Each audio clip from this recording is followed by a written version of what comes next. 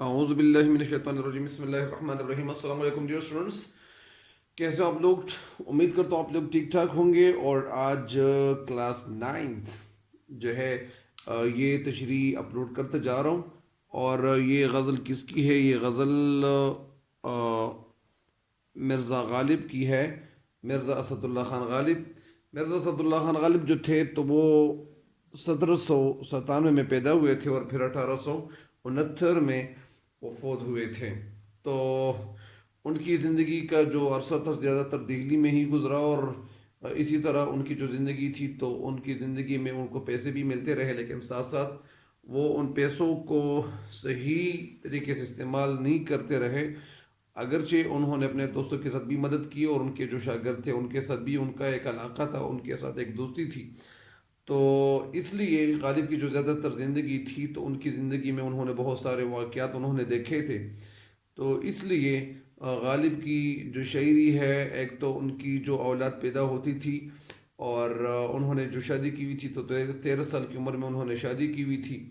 اور پھر ان کی جو بھی اولاد پیدا ہوتی تو وہ موت کے یعنی وہ مر جاتی. تو اس لیے پھر غالب تو بہرحال یہ جو غزل ہے غزل نمبر 2، تو یہ اسمارٹ سلیبس کے مطابق یہ ہم چلتے ہیں اور یہ تشریح اپلوڈ کرنے جا رہے ہیں. تو اس لیے تشریح میں آگے بڑھنے سے پہلے ایک تو یہ ویڈیو پوری کی پوری دیکھیے گا. اور تشریح میں آگے بڑھنے سے پہلے میں یہ بتاتا ہوں کہ اس ویڈیو کو زیادہ سے زیادہ شیئر کیجیے گا اور لائک ضرور کیجیے گا. اور اس چینل کو ضرور سبسکرائب کریں تاکہ آپ کو فائدہ ضرور پہنچے. تو ابھی تشریح کی طرف بڑھتے ہیں اور یہ غزل نمبر 2 ہے. یہ نہ تھی ہماری قسمت کے وصال یار ہوتا، اگر اور جیتے رہتے یہی انتظار ہوتا. تیرے وعدے پہ جیے ہم تو یہ جان جھوٹ جانا، کہ خوشی سے مر نہ جاتے اگر اعتبار ہوتا. یہ نہ تھی ہماری قسمت. نہ تھی یعنی یہ ہماری قسمت میں نہیں لکھا تھا. کیا نہیں لکھا تھا؟ کیا نہیں لکھا تھا یعنی محبوب کے ساتھ ملاقات میرے قسمت میں نہیں لکھی تھی. اگر میں مزید بھی زندہ رہتا تو یہی انتظار کرنا پڑتا تھا. جب قسمت میں جو کچھ نہیں لکھا ہوا ہوتا ہے تو پھر جب قسمت میں کچھ نہ لکھا ہو، کچھ نہیں لکھا ہو تو پھر وہ تو کبھی ملتا ہی نہیں ہے.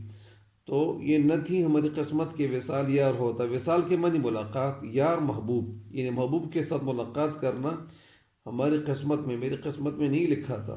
اگر اور جیتے رہتے، اگر میں مزید بھی زندہ رہتا، جیتے رہتے زندہ رہتا یہی انتظار ہوتا، میں پھر یہی انتظار پھر ہی کرتا رہتا. تیرے وعدے پہ جیے ہم. تو ابھی اس شعر کی تشریح تو سمپل سی ہے اور آسان سی ہے. اور اس کی نثر کی طرف بڑھتے ہیں کہ یہ نہ تھی ہماری قسمت کے وصال یار ہوتا، یعنی وصال یار محبوب کی ملاقات میری زندگی میں نہیں لکھی تھی. محبوب کے ساتھ ملاقات وصال جو تھا وہ نہیں لکھا تھا. قسمت میری قسمت میں اور ملاقات نہیں لکھی ہوئی تھی. اگر اور جیتے رہتے، اگر میں مزید بھی زندہ رہتا تو یہی انتظار ہوتا، یہی انتظار پھر بھی کرنا پڑتا. تو اس شعر کی تشریح ڈیٹیل میں ہمیں جانا چاہیے. اس شعر میں شاعر کہنا کیا چاہتے ہیں؟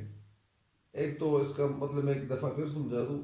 اس شعر میں اس کا مختصر سی اس کی تشریح ہے. ایک دفعہ میں وہ سناتا ہوں اور اس کے بعد دوسری. تو چونکہ شاعر کہتے ہیں، اس شعر میں کہتے ہیں چونکہ وصال یار ہماری قسمت ہی میں نہیں تھا، یعنی قسمت میں وصال یار جو محبوب کا ملاقات، محبوب کا جو وصال تھا وہ میری قسمت میں نہیں لکھا تھا، ملاقات نہیں لکھی ہوئی تھی. اس لیے اس لیے حالت فراق میں یعنی تنہائی میں موت اگر آ گئی، اگر مجھے موت آ گئی اور میں مر گیا تو ہمیں بالکل افسوس ہی نہیں ہے، کیونکہ اگر اور جیتے رہتے تو بھی اسی حالت فراق میں مزید یعنی ایڑیاں رگڑ رگڑ کر زندگی گزارتا اور میں مزید اسی طرح جاری یعنی اپنی زندگی گزارتا رہتا. اس شعر کی تشریح کی طرف بڑھتے ہیں. اس شعر میں شاعر کہنا یہ چاہتے ہیں عشق جو ہے ایک فطری جذبہ ہے. کیا ہے؟ ایک فطری جذبہ ہے۔ عاشق کے دل میں محبوب سے ملاقات کی طلب ہوتی ہے۔ عاشق جو ہے وہ ہر وقت ان کے دل میں یہ طلب ہوتی ہے، یہ بے چینی ہوتی ہے کہ میں کسی نہ کسی طریقے سے محبوب کے ساتھ ملاقات کر لوں۔ یہ بھی ضروری نہیں کہ ہم جسے چاہیں وہ بھی ہمیں چاہیں، یعنی یہ بات ضروری نہیں ہے کہ ہم جس کو چاہیں، جس کو پسند کریں وہ بھی ہمیں پسند کرے، لیکن محبوب میں کچھ خوبیاں ایسی ہوتی ہیں کہ ہم وہ خوبیاں دیکھیں اور ان کی طرف ہم جھک جائیں، مائل ہو جائیں۔ یقیناً محبوب کو کچھ بھی اسی طرح جب ہم محبوب میں کچھ خوبیاں تلاش کرنے کی کوشش کرتے ہیں تو اسی طرح محبوب وہ ہمیں ہمارے اندر کوئی خوبیاں جو ہے کچھ خوبیاں تلاش کرنے کی کوشش کرتے ہیں۔ یقیناً محبوب کی بھی کچھ خوبیوں کی تلاش ہوگی۔ عاشق میں اگر وہ خوبیاں ان کو معلوم نہ ہو جائے تو پھر وہ کیا کریں گے؟ وہ اس محبوب کو، اس عاشق کو، یعنی جس کا وہ عاشق یعنی محبوب جو ہے عاشق کو چھوڑ دیتا ہے۔ کیوں؟ شاعر کہنا یہ چاہتے ہیں کہ ہماری قسمت میں محبوب سے ملنا نہیں لکھا تھا، ہم انتظار کرتے رہے کہ شاید محبوب جو ہے وہ مائل ہو جائیں، اور لیکن اس نے ہم پہ مہربان نہیں ہونا تھا، یعنی وہ مہربان لکھنا نہیں تھا میری قسمت میں، اور وہ ہم پر مہربان نہ ہوا، ہم مر گئے۔ یہ اچھا ہوا ہے کہ ہم مر گئے، کم از کم محبوب کی ملاقات کے انتظار کی جو پریشانی تھی اس سے تو چھٹکارا مل گیا، اس سے تو نجات مجھے مل گئی۔ تو اس لیے شاعر یہی کہتے ہیں۔ تو ایک دفعہ پھر اس شعر کی تشریح بتاتا ہوں۔ اس شعر میں شاعر کہنا یہ چاہتے ہیں کہ شاعر نے اپنی قسمت کی محرومی کا ذکر کیا ہے، یعنی اپنی قسمت کی محرومی کا ذکر کیا ہے اور کہا ہے کہ ہماری قسمت میں محبوب کا وصال نہیں تھا، ملاقات نہیں لکھی ہوئی تھی۔ یہی وجہ ہے کہ ہم تمام عمر وصال سے محروم رہے، ملاقات سے محروم رہے۔ اگر محبوب کا وصال شاعر کو نصیب ہو جاتا تو اس کے لیے خوشی کی بالکل انتہا نہ رہتی۔ وہ کہتے ہیں کہ اچھا ہوا کہ ہم موت کی جو ہے وہ گود میں چلے گئے، اچھا ہوا کہ ہم موت کی گود میں، موت کی آغوش میں چلے گئے۔ اگر کچھ عرصہ اور زندگی گزارتے تو بھی وصل کے انتظار میں گزر جاتی، وہ زندگی اور وہ اسی طرح ملاقات کے انتظار میں گزر جاتی اگر ہم مزید بھی زندہ رہتے۔ تو ان کو موت کا کوئی افسوس ہی نہیں ہے، یہ بالکل خفا ہی نہیں ہے، افسوس ہی نہیں ہے اپنے موت کی، کیونکہ وہ انتظار کی جو ہے وہ اذیت سے تو بچ ہی گیا۔ اگر وہ اور بھی زندہ رہتا تو وہ انتظار میں تڑپتا رہتا۔ یعنی مطلب یہ ہے کہ جب قسمت میں جو کچھ نہیں لکھا ہوا ہوتا ہے تو اگر یہ ان کی زندگی اگر 200 سال نہیں، اگر 10,000 سال بھی ہو جاتی تو یہ ان کی زندگی میں ملاقات نہیں لکھی تھی۔ تو جو قسمت میں منظور نہ ہو، یعنی وہی ہوتا ہے، شاعر کہتے ہیں کہ وہی ہوتا ہے جو منظور خدا ہوتا ہے، یعنی جو قسمت میں لکھا ہوا ہوتا ہے وہ ہو کر رہتا ہے، اور جو قسمت میں نہیں لکھا ہو تو وہ ہم کبھی اس کو اپنی قسمت بنانا اگر چاہیں بھی، لاکھ کوششیں بھی کرے تو ہم وہ اپنا نہیں سکتے۔ جس طرح انسان کی قسمت میں یعنی جو انگور کا دانہ ہے یا سیب کے دانے ہیں یا اسی طرح بہت سارے پھل اور بھی ہیں، تو وہ پھل جس کی قسمت میں لکھا ہوا ہو تو وہ اس انسان کو ملتا ہے، اور اگر ان کی قسمت میں یہ نہیں لکھا ہوا ہو تو پھر ان کو کبھی نہیں ملتا۔ تو اسی وجہ سے شاعر کہتے ہیں کہ یہ نہ تھی میری قسمت کے وصال یار ہوتا۔ شاعر کہتے ہیں کہ میری قسمت میں ملاقات نہیں لکھی تھی، تو جب قسمت میں جو کچھ نہ ہو تو پھر وہ کبھی مل نہیں سکتی، وہ چیز مل نہیں سکتی۔ تو اسی طرح شاعر کہتے ہیں کہ ملاقات میری قسمت میں نہیں لکھی تھی، اگر اور جیتے رہتے، اگر میں مزید بھی زندہ رہتا تو یہی انتظار ہوتا، میں یہی انتظار پھر بھی کرتا۔ تو اس شعر کی تشریح مکمل ہو گئی ہے۔ اگلے شعر کی طرف بڑھتے ہیں۔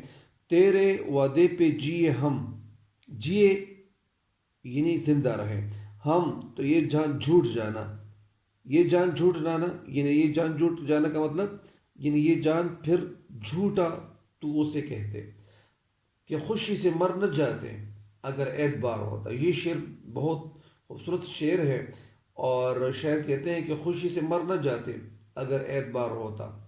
یہاں اوپر میں ایک شعر کے ساتھ یہ ایک شعر ہے کہ یہ شعر اس کے ساتھ بالکل کنیکٹڈ ہے کہ تم ہمارے کسی طرح نہ ہوئے، تم ہمارے کسی طرح نہ ہوئے، ورنہ دنیا میں کیا نہیں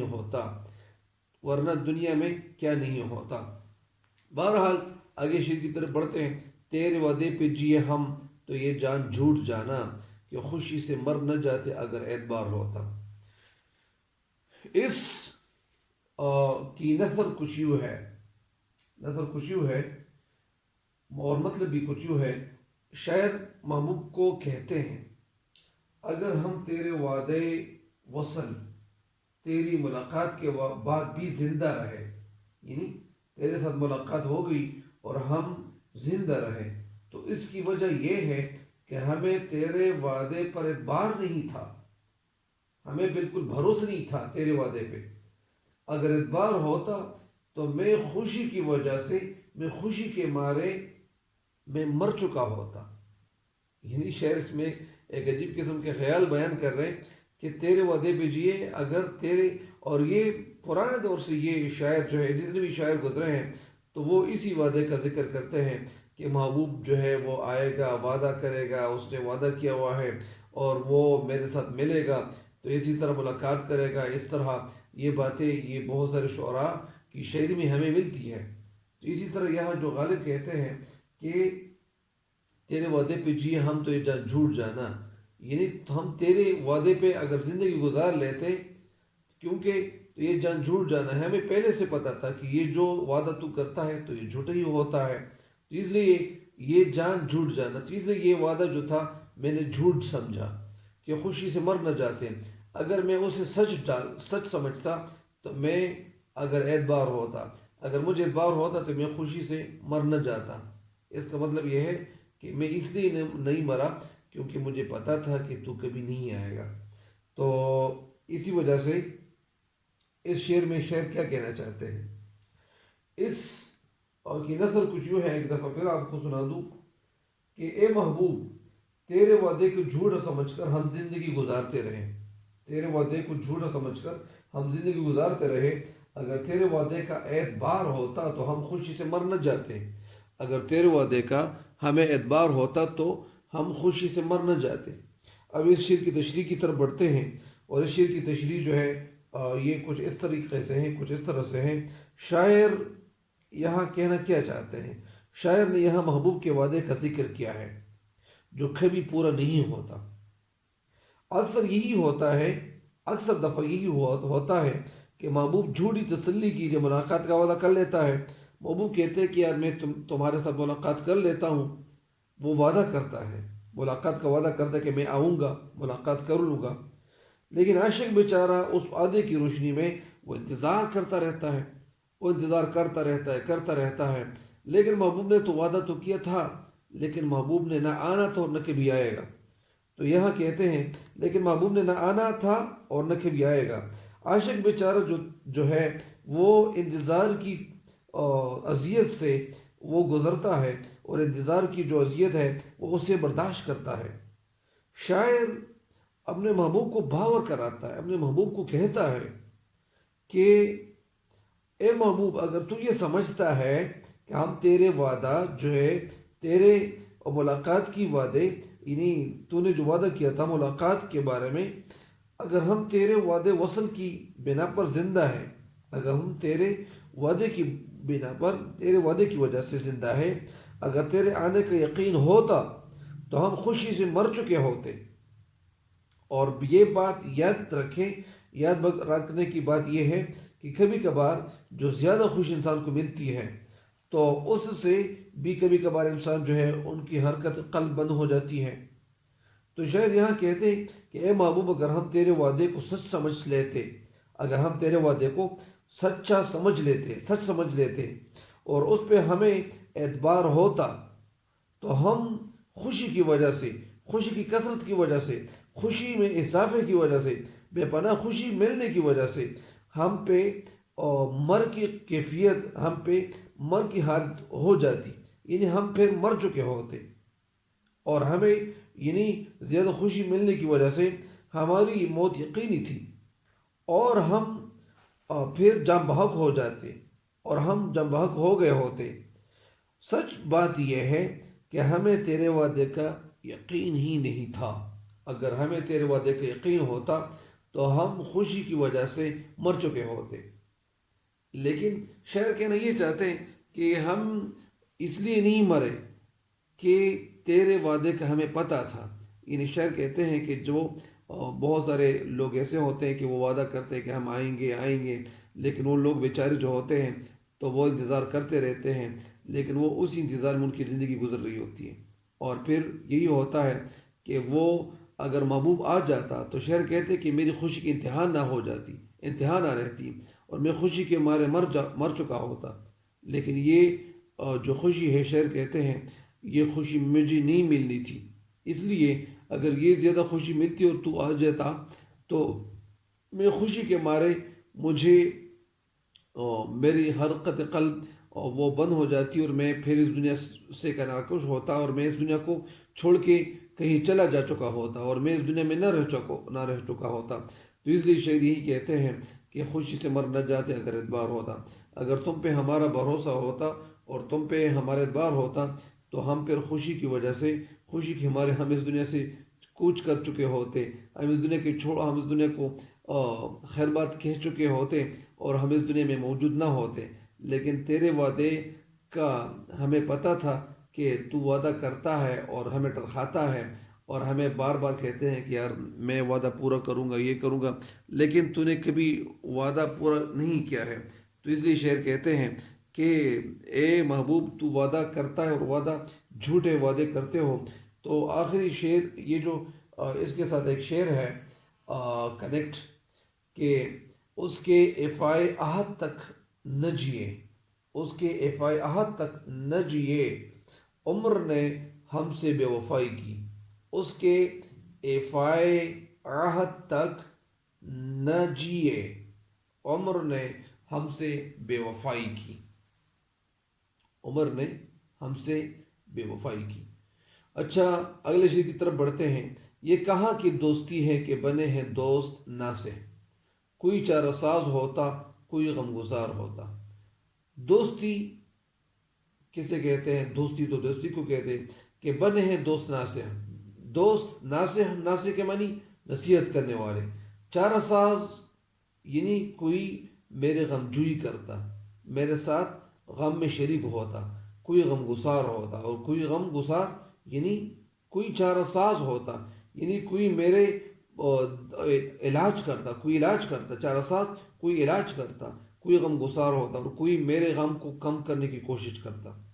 یہ شعر جو ہے یہ بھی بڑا خوبصورت شعر ہے، اور اس کی جو نثر ہے وہ کچھ یوں ہے کہ شاعر کہنا یہ چاہتے، اس کا مطلب کچھ یوں ہے اور نثر کچھ یوں ہے کہ افسوس ہے کہ میرے دوست چارہ سازی اور غمگساری کے بجائے مجھے محبت چھوڑنے کا مشورہ دے رہے ہیں. یعنی میرے دوست میرے ساتھ مدد کرنے اور میرے غم میں شریک ہونے کی بجائے وہ مجھے اس محبت کو چھوڑنے کا مشورہ دے رہے، اور وہ کہنا یہ چاہ رہے کہ یہ دوستی نہیں ہے.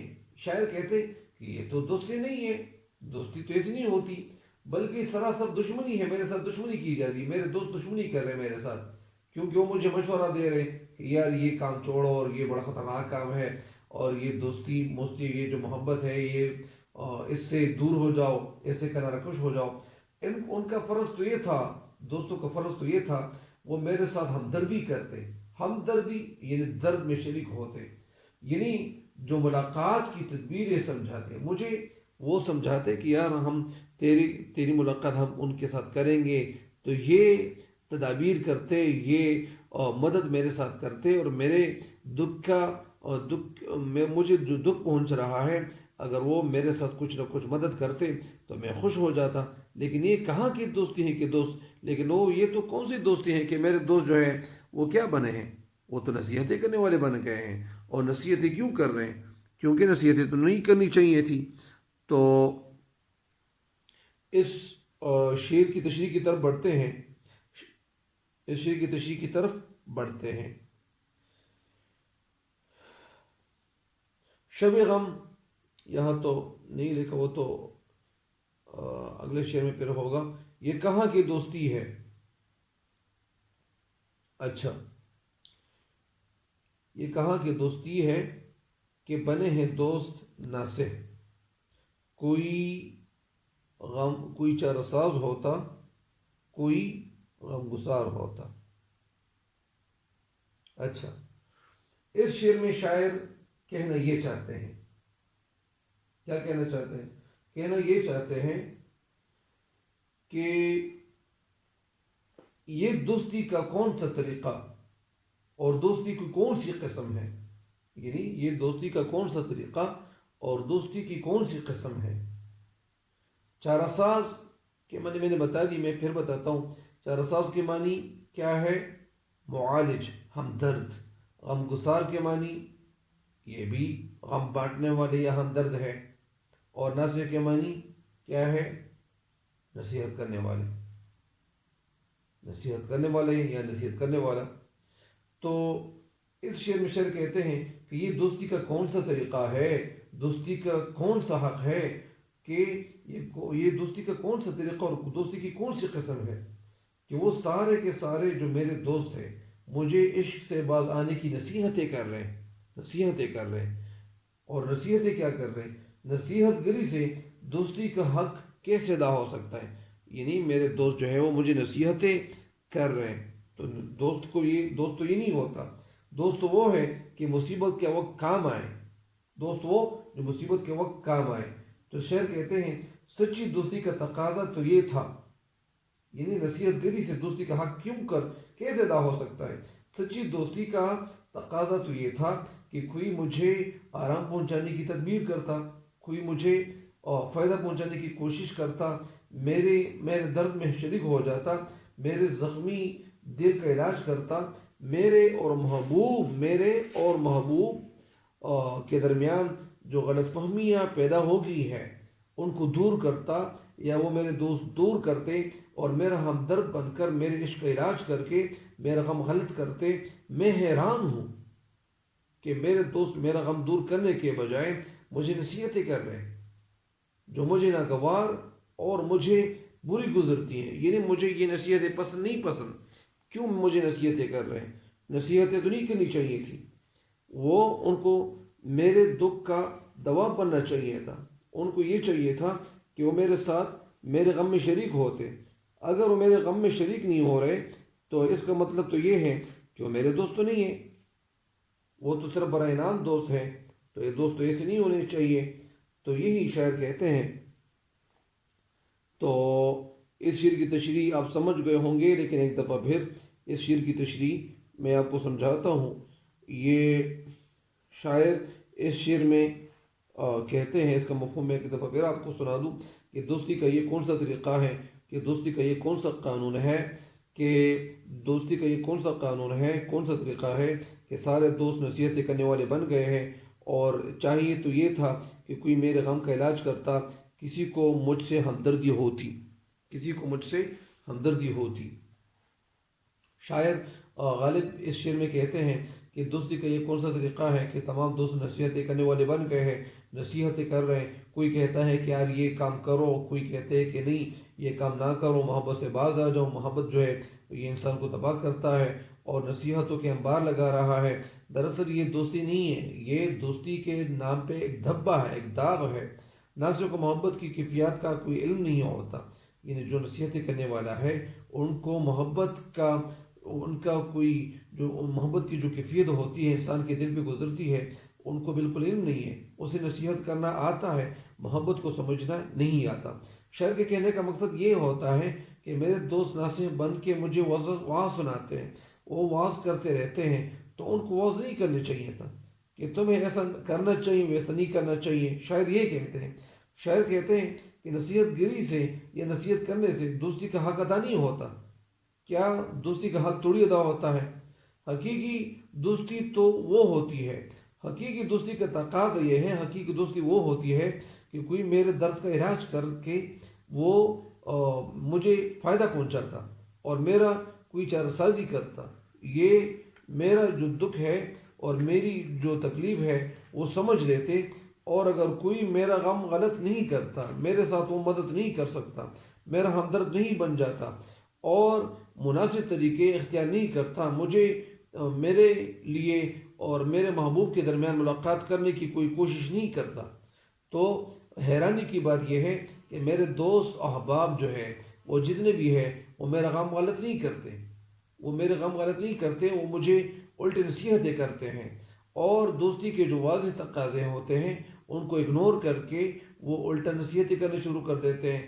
اور ہونا یہ چاہیے تھا کہ وہ نصیحتوں کی بجائے میرے ساتھ مدد کرتے اور کوئی نہ کوئی طریقہ ملاقات کا بنا دیتے اور کہتے کہ یار ہم سینہ تان کر کے آپ لوگ آپ کے ساتھ کھڑے ہیں اور ہم کچھ نہ کچھ ایسا کام کریں گے، کوئی ایسا قدم اٹھائیں گے جو تیرے اور ان کے آپس میں وہ محبت جو ہے اس کو بھرپور اور اس کو مکمل کرنے کی کوشش کریں گے، اور کوئی نہ کوئی وعدہ جو ملاقات کرنے کا کوئی نہ کوئی طریقہ ہم اپنائیں گے تاکہ تیرے اور ان کے ساتھ آپس میں تو ملاقات ہو۔ لیکن شعر کہتے ہیں کہ وہ تو الٹا مجھے نصیحتیں کرنے لگ جاتے ہیں، جو مجھے ناگوار گزرتی یہ نصیحتیں مجھے اچھی نہیں گزرتی، میرے کان کو یہ نصیحتیں بری گزرتی ہے، ان نصیحتوں کا مجھ پہ کوئی اثر نہیں ہو رہا۔ اثر کیوں ہوگا؟ اثر اس لیے نہیں ہو رہا کہ یہ جو میرے دوست ہیں ان کو نصیحتیں نہیں کرنی چاہیے تھی، ان کو یہ چاہیے تھا کہ وہ میرے ساتھ میرے دکھ کا علاج کرتے، اور میں جس تکلیف سے گزر رہا ہوں اس تکلیف سے وہ کیا کرتے، میرے ساتھ مدد کرتے تو مجھے کچھ نہ کچھ فائدہ تو ملتا۔